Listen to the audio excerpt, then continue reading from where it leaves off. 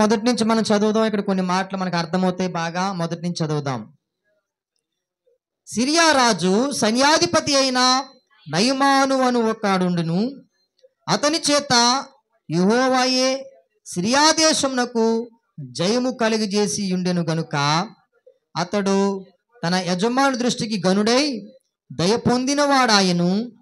అతడు పరాక్రమశాలి అయి ఉండెను గాని అతడు కుష్ఠరోగి. ఇక్కడ ఆగుదామండి. అమ్మ అందరూ నా వైపు చూడండి. అందరూ నా వైపు చూడాలి. సిరియా రాజు అనే ఒక రాజు ఉన్నాడు. సిరియన్ల రాజు అన్నమాట. అప్పుడు దేశాల పేరు అలా ఉండేవి. సిరియన్లు ఒక జాతి. సిరియన్లు అనగా ఒక జాతి, ఒక తెగ. సిరియన్ల రాజు, ఆ రాజుకు ఉన్నటువంటి సైన్యాధిపతి నయమాను. అమ్మ ఏం పేరు? నయమాను. ఈ నయమాను అన్నటువంటి వ్యక్తి సిరియా రాజుకి సైన్యాధిపతిగా ఉన్నాడు. అతడు ఏం చేసేవాడట? అతని చేత యెహోవాయే సిరియా దేశమునకు జయము కలుగజేసి ఉండెను. ప్రియులారా, ఈ సిరియన్లు ఇజ్రాయేల్ మీదకి యుద్ధానికి వచ్చినప్పుడు ఈ నయమాను అనేటువంటి వ్యక్తి ఇజ్రాయేల్ ప్రజల్ని చంపేసేవాడు. అందరూ జాగ్రత్తగా వినాలి. ఇజ్రాయేల్ ప్రజలను చంపేసేవాడు. ఇజ్రాయేల్ ప్రజలు పేరు చెబితే చాలు ఇంకా ఎక్కడలేని కోపం, రౌద్రం అన్నీ వచ్చేసివట. ఇజ్రాయేల్ కనబడితే చాలట, దేవుని ప్రజలు కనబడితే చాలట, వారిని చంపేసేవాడట, వారిని చాలా చిత్రహింసలు పెట్టేవాడట, చాలా భయంకరంగా వారిని హింసించేవాడట. అందుకే అతని పేరు ఏమిటి? అతను ఒక పరాక్రమశాలి. ఈ యొక్క నయమాను అనేటువంటి వ్యక్తి యుద్ధ వీరుడు. ప్రియులారా, యుద్ధములో ఆరితేరిన వాడు, యుద్ధ వీరుడు. అతనికి ఏ విధమైన అపజయము లేదు. అతను ఎక్కడ ఏ యుద్ధానికి వెళ్ళినా విజయమే. అతనికి ఏంటి? అంతటి గొప్పవాడు, అంత యుద్ధ నైపుణ్యత కలిగిన వాడు, అంత చక్కగా యుద్ధం చేయగలిగినటువంటి వ్యక్తి ఇతడు. ఇజ్రాయేల్ అంటే చాలు, దేవుని ప్రజలంటే చాలు చంపేసేవాడు, ఇబ్బందులు పెట్టేసేవాడు. ప్రియరా, గొప్ప యుద్ధ వీరుడు, యుద్ధశీరుడు. అయితే ప్రియరా, ఇతనికి ఒక బలహీనత ఉందండి. ఏంటా బలహీనత? అతడు ఒక కుష్ఠరోగి. జాగ్రత్తగా వినాలి. ఈ భూమి మీద జీవిస్తున్నటువంటి ఏ మనిషికైనా ఏదో ఒక లోపం ఉంటుందండి. ఈ భూమి మీద బ్రతుకుతున్న ఏ వ్యక్తికైనా ఏదో ఒక బలహీనత ఉంటుంది, ఏదో ఒక లోపం ఉంటుంది. కొన్ని బలహీనతలు బయట కనబడకపోవచ్చు. ఈ యొక్క నయమాను తన వస్త్రాలు వేసుకొని తనకున్న కుష్ఠరోగాన్ని ఎవరికి కనిపించకుండా చలామణి అవుతున్నాడు. ఒక పెద్ద మనిషిగా చలామణి అవుతున్నాడు. ప్రియరా, ఒక సైన్యాధిపతిగా చలామణి అవుతున్నాడు. కానీ అందరూ జాగ్రత్తగా వినాలి. అతనిలో కంటికి కనిపించిన కుష్ఠరోగం అతనిని ఇబ్బంది పెడుతూ ఉంది. అతనికి నిద్ర పట్టనివ్వడం లేదు. అతనికి మనశ్శాంతి లేకుండా చేస్తుంది కుష్ఠరోగం. అతన్ని కృంగదీస్తుంది. పైకి పరాక్రమశాలే, పైకి యుద్ధ నైపుణ్యత కలిగిన వాడే, పైకి ప్రియరా గొప్పవాడిగానే కనబడుతున్నాడు. కానీ తనలో ఒక కుష్ఠరోగం ఉంది. ఆ కుష్ఠరోగం తను ఏం చేస్తుందట? మనశ్శాంతి లేకుండా చేస్తుందట, నిద్ర పట్టనివ్వకుండా చేస్తుందట. ప్రియరా, చాలా మంది జీవితాల్లో కూడా ఏదో ఒక సమస్య ఏలుబడి చేస్తుందండి. ఏదో ఒక బలహీనత ఏలుబడి చేస్తుంది. కొంతమంది పైకి చెప్పుకోలేరు. ప్రియ, నేను అంటాను, నీ సమస్య ఏదైనా కూడా నువ్వు మనుషులకి చెప్పుకోకపోయినా పర్వాలేదు, కానీ నీ సమస్యను బట్టి నువ్వు దేవుని సన్నిధిలో ప్రార్థన చేస్తే ఆ సమస్య నుంచి నువ్వు విడుదల పొందుతావు. దేవునికి స్తోత్రం కలుగును గాక. హల్లెలూయా. ప్రియరా, ఈ నయమాను కుష్ఠరోగంతో బాధపడుతున్నాడు, కృంగిపోతున్నాడు, కుమిలిపోతున్నాడు. నేను ముగించేస్తాను. ప్రభుబల సంస్కారం ఉంది, 12 గంటలకల్లా ముగించేస్తాను కార్యక్రమం. ఈ యొక్క నయమాను చాలా వేదన పడుతున్నాడు, చాలా కృంగిపోతున్నాడట. నయమాను నయమానును కూడా దేవుడు కావాలని కోరుకుంటున్నాడు. ప్రియారా, దేవుని ప్రజలను చంపేసేవాడే కదా, దేవుని ప్రజలంటే ఇష్టం లేనివాడే కదా, దేవుని ప్రజలంటే అసహించుకునేవాడే కదా. అయినా కూడా మన దేవుడు ప్రేమామయుడు, మన దేవుడు కరుణామయుడు, మన దేవుడు కృపావాత్సల్యం కలిగిన వాడు, కనికరాపూర్ణుడు మన దేవుడు. ప్రియరా, ఇంకో మాట చెప్పమంటారా? దేవుని ప్రణాళికలో ఉన్నవారు ఎవరైనా కూడా ఖచ్చితంగా మార్పు చెందుతారు. దేవునికి స్తోత్రం కలుగును గాక. అందరూ దేవునికి స్తోత్రం చెప్పాలి. అర్థమవుతున్నాయి నా మాటలు? అర్థం వెళ్ళిపోతున్నాయి బయటికి. అమ్మ అర్థమవుతున్నాయి కదా? మీరు వచ్చేవారు మీరే వాక్యం చెప్పాలి. ఎవరో ఒకరు పైకి లేపి అడుగుతాను, పోయిన ఆదివారం ఏ వాక్యం చెప్పాలని నేను అడుగుతాను. అప్పుడు మీరు వచ్చి వాక్యం చెప్పాలి. చెప్తారా? అందరూ కూడా చెప్తారా? అలా వినాలి. అమ్మో పాస్టర్ గారు అడుగుతారు వాక్యం అయిపోయిన తర్వాత, కాబట్టి నేను చాలా చాలా చాలా జాగ్రత్తగా వాక్యం వినాలని మీరు చాలా శ్రద్ధగా వాక్యం వినాలి. ప్రియులారా, ఏంటి ఏ వ్యక్తి అయినా కూడా మనుషులకు కనబడినటువంటి కొన్ని బలహీనతలు ఉంటాయి. నేనేమంటానంటే, మనము దేవుడి మీద మనం ఆధారపడినప్పుడు మన బలహీనతలన్నీ దేవుడు చూస్తాడు. దేవుడు వాటి నుండి మనల్ని విడిపిస్తాడు. దేవుడు గొప్ప దేవుడు కనుక, దేవుని ప్రణాళికలో యొక్క నయమాను ఉన్నాడు కనుక, నయమాను చెడిపోతూ ఉంటే దేవుడు చూస్తూ ఉండలేదు. ఏంటి, కొంతమంది దేవుని సన్నిధిలో ఉంటారు కానీ మార్పు చెందరండి. మందిరానికి వస్తారు కానీ క్రియలు ఉండవు. మందిరానికి వస్తారు కానీ పరిచర్యకు సహకరించరు. మందిరానికి వస్తారు కానీ నాకేం పట్టినట్టుగా ఉంటారు. దేవుని ప్రణాళికలో ఉన్నవారు ఏం చేస్తారు తెలుసా? మార్పు చెందుతారు. దేవుని ప్రణాళికలో ఉన్నవారు దినదినం అభివృద్ధి చెందుతారు. దేవుని ప్రణాళికలో ఉన్నవారు వారి కుటుంబము చక్కగా అభివృద్ధి చెందుతూ ఉంటుంది. దేవునికి స్తోత్రం కలుగును గాక. ఎంతమంది నా కుటుంబం ఆశీర్వదించవాలని కోరుకుంటున్నారు? నేను కూడా ప్రభా, నేను కూడా నీ ప్రణాళికలో ఉండాలి ప్రభా, నేను కూడా నీ చిత్తంలో ఉండాలి ప్రభా అని ఎవరైతే కోరుకుంటున్నారో వారు గట్టిగా చప్పట్లు కూడా దేవుని నామమును కనపరచండి. మీ కోరికను దేవుడు సిద్ధింపచేయును గాక. ప్రియులారా, దేవుని ప్రణాళికలో మనం ఉండాలని కోరుకోవాలండి. యేసుక్రీస్తు వారి దగ్గరికి చాలా మంది వచ్చేవారు. జాగ్రత్తగా వినాలి, ముగించేస్తాను. యేసుక్రీస్తు వారి దగ్గరికి చాలా మంది వచ్చారు. ఉన్నారా అంటే లేరు. ఏం చేశారు? అయ్యా కాళ్ళు పోతుందయ్యా అంటే స్వస్థపరిచేసేవాడు, మళ్ళా వెళ్ళిపోయేవారు. అయ్యా నడు నొప్పొస్తుందయ్యా వెంటనే స్వస్థపరిచేవాడు, వాళ్ళు వెళ్ళిపోయారు. అయ్యా చాలా వేదన అనుభవిస్తున్నానయ్యా, యేసుక్రీస్తు వారు అక్కడి నుంచి విడిపించాడు. ఇలా అనేక మంది యేసయ్య దగ్గరికి వచ్చారు. కార్యాలు చూసి వారు వెళ్ళిపోయారు. అద్భుతాలు చూసి కార్యాలు చూసి వెళ్ళిపోయేవారుగా ఉందామా? కార్యాలు చూసిన వారుగా ఉండి ఇంకా అధికమైనటువంటి మేలు పొందుకునేవారుగా ఉందామా? చెప్పాలి, మీరే చెప్పాలి. కార్యాలు పొందుకొని వెళ్ళిపోయేవారుగా ఉందామా?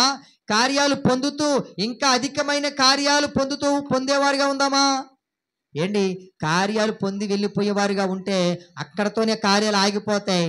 లేదు, నేను కార్యాలు ఇంతటితో ఆగిపోకూడదు, ఇంకా కార్యాలు చూడాలి, ఇంకా అద్భుతాలు చూడాలి, దేవుడు ఇంకా నా పట్ల గొప్ప మేలు చెయ్యాలని అనేవారుగా నువ్వు ఉంటే దేవుడు నీ పట్ల ఇంకా కార్యాలు చేస్తూ ఉంటాడు, ఇంకా అద్భుతాలు చేస్తూ ఉంటాడు. నీ జీవితంలో ఇంకా అధికమైన మేలు జరుగుతూ ఉంటాయి. దేవునికి స్తోత్రం కలుగును గాక.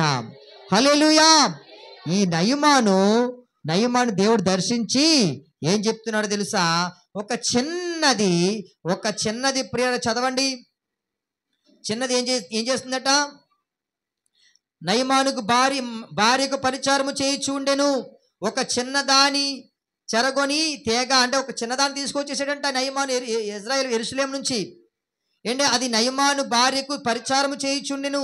అది షోమ్రోన్లోనున్న ప్రవక్త దగ్గర నా ఏలినవాడు ఉండవలెనని నేనెంతో కోరుచున్నాను.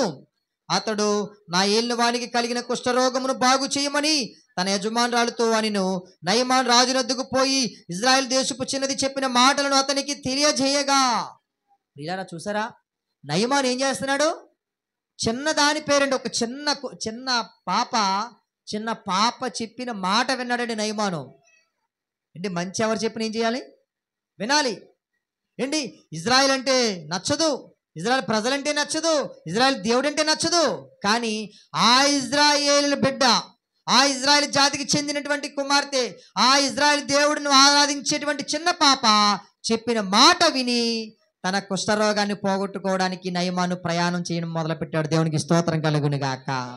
హల్లెలూయా. ప్రియులారా, నయమాను అధికారంలో ఉన్నాడు. నయమానుకి ఏ కొదువ లేదు. చిన్న పాప చెప్తే విన్నాడండి. నయమాను ఎంత గొప్పవాడు ఆలోచించండి. అందుకే ఒక ఆయన చెప్పాడు, మనకంటే నయమానే నయం. అందరూ చెప్పండి, మనకంటే నయమానే నయం అట. ఎందుకంటే మనం ఎన్నిసార్లు వాక్యం విన్నా మార్పు రాదు, ఎన్నిసార్లు వాక్యం విన్నా క్రియలు మారవు, ఎన్నిసార్లు వాక్యం విన్నా లోపడం. నయమాను చిన్న పాప చెప్పిన మాట విన్నాడు. వెంటనే ఏం చేయడు తెలుసా ప్రియరా? తన ప్రవక్త దగ్గరికి వెళ్ళిపోయాడు.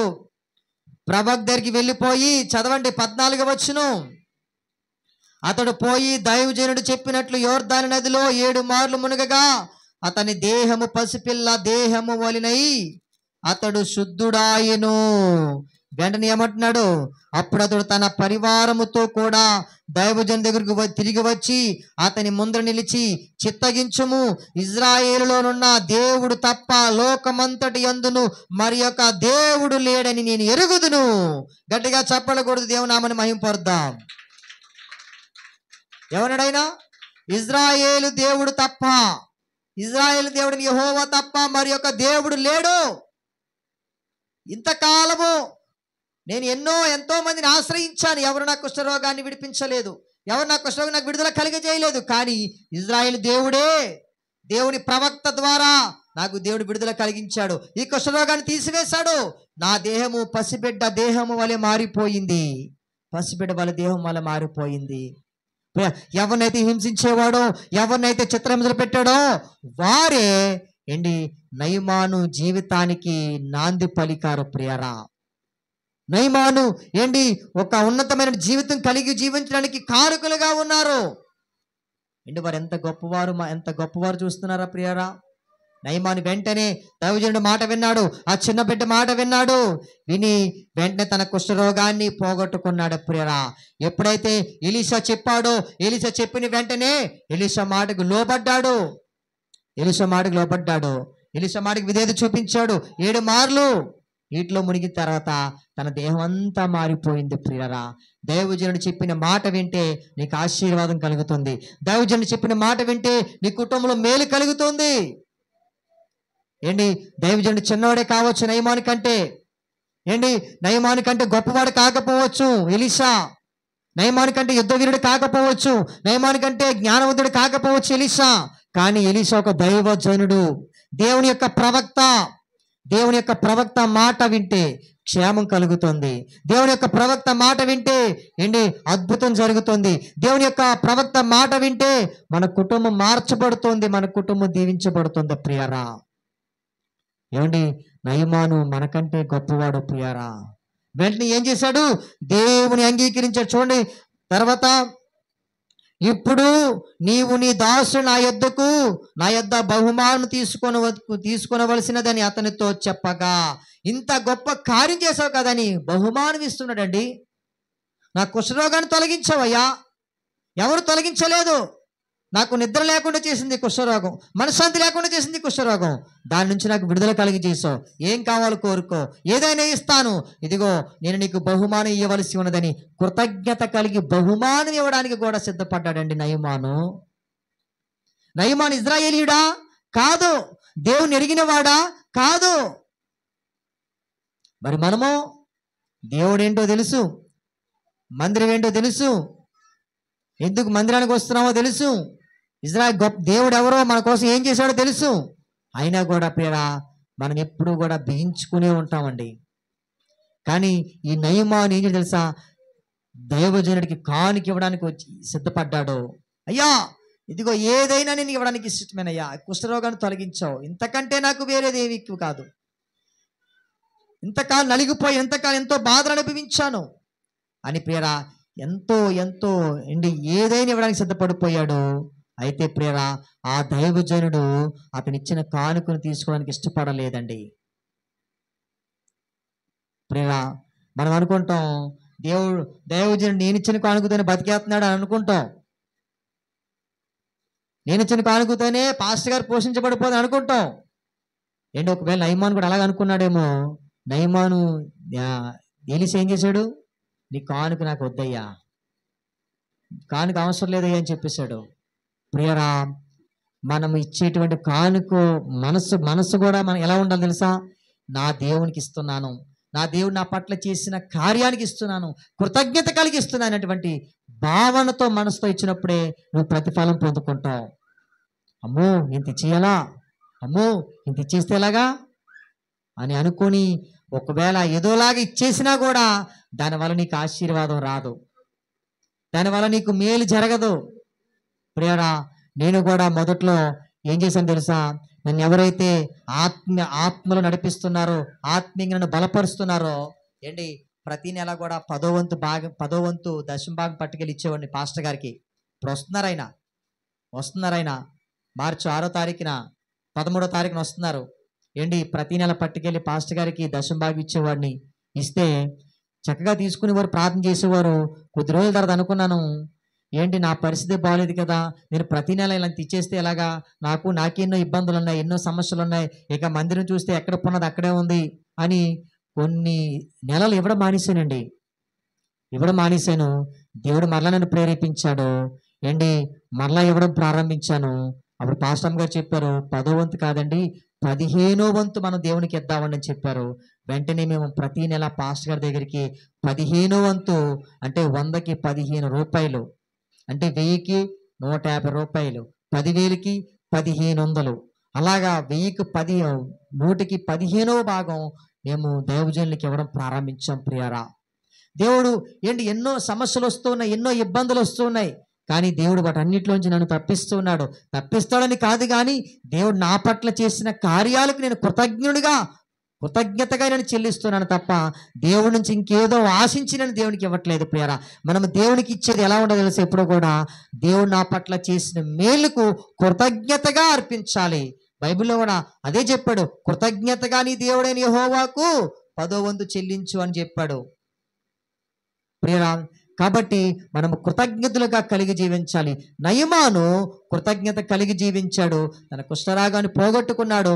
మంచి జీవితాన్ని కలిగి జీవిస్తున్నాడు నయమాను. ప్రియారా, నయమాను దేవుని అంగీకరించాడు. ప్రియారా, అధికారాన్ని బట్టో ఇంకా స్థితిగతులు బట్టో దేవుని విడిచిపెట్టలేదు నయమాను దేవుని నమ్మని వ్యక్తి అయినా కూడా దేవుని అంగీకరించాడు. దేవుని సన్నిధికి వచ్చాడు. దైవజనుని మాట విన్నాడు. ప్రియారా, దైవజనుని మాట వింటే ఖచ్చితంగా అద్భుతం జరుగుతుంది, మేలు జరుగుతుంది. దేవునికి మహిమ కలుగును గాక. హల్లెలూయా. కాబట్టి ప్రియారా, మన జీవితంలో గొప్ప కార్యాలు జరగబోతూ ఉన్నాయి. మన జీవితంలో గొప్ప మేలు జరగబోతూ ఉన్నాయి. దేవుడు కార్యాలు చేసే రోజులు ఆసన్నమవుతున్నాయి. దేవుడు అద్భుతాలు చేసే రోజులు మనకు ఆసన్నమవుతున్నాయి. కాబట్టి ఈ సమయంలో మనమందరం కూడా కొద్ది నిమిషాలు కళ్ళు మూసుకొని ప్రార్థనలో ఏకీభవిద్దాం. కొద్ది నిమిషాలు అందరం కూడా ప్రార్థన చేద్దాం. ఇంతవరకు దేవుడు మనతో మాట్లాడాడు, ఇంతవరకు దేవుడు మనం దర్శించాడు గనుక, ప్రభా నీవు నాతో మాట్లాడావు నాయనా, అయ్యా నీవు నాతో మాట్లాడావు తండ్రి, అయ్యా మీరు నాతో మాట్లాడిన ప్రతి మాట అయ్యా నాలో స్థిరపరచండి, నాలో నాటండి నాయనా అని ప్రతి ఒక్కరు కూడా హృదయపూర్వకంగా కొద్ది నిమిషాలు మనము ప్రార్థన చేద్దాం. హల్లెలూయా. స్తోత్రం స్తోత్రం.